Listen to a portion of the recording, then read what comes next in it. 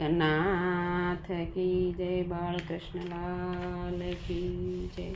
ચિત્રકેતુનું આખ્યાન, એમાં ભાગ બીજો, નારદજી અને અંગીરાનો તત્વ ઉપદેશ।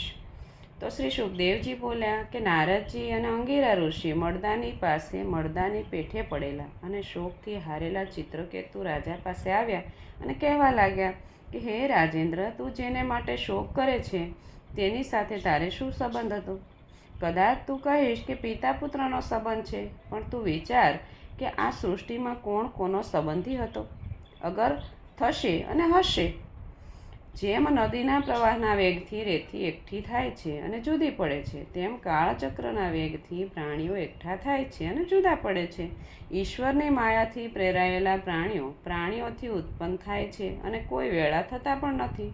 ભગવાન કોઈ પણ જાતની ઈચ્છાથી રહિત છે, તો પણ બાળકની પેઠે લીલાથી એ બધું સર્જન કરે છે અને વળી તેનો સંહાર પણ કરે છે। ઉત્પત્તિ અને વિનાશ એ સર્વસામાન્ય છે, માટે તારે પુત્રનો શોક કરવો યોગ્ય નથી। જે નાશ પામે છે તે તો શરીર છે, પણ તેમાં રહેલો આત્મા તો નિત્ય છે। કેવળ અજ્ઞાનના કારણે શરીર સાથે આત્માનો સંબંધ માની લેવામાં આવે છે। હવે પુત્ર માટે રડવું નકામું છે, કારણ તમારો પુત્ર જ્યાં ગયો છે ત્યાંથી ક્યારેય પાછો આવવાનો નથી। ઈશ્વરને જે ગમ્યું તે ખરું માની અને શાંત થઈ દિવસો પસાર કરો।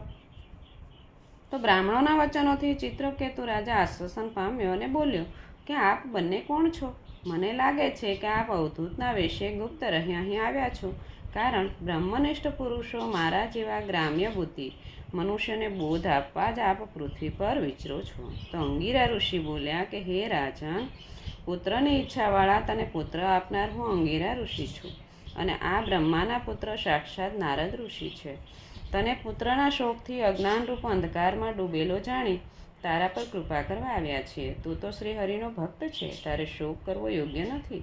હું તારે ઘેર પ્રથમ આવ્યો હતો ત્યારે જ તને ઉત્તમ જ્ઞાન આપત, પણ તે સમયે તારી પુત્રમાં ઈચ્છા જોઈ મેં તને પુત્ર આપ્યો।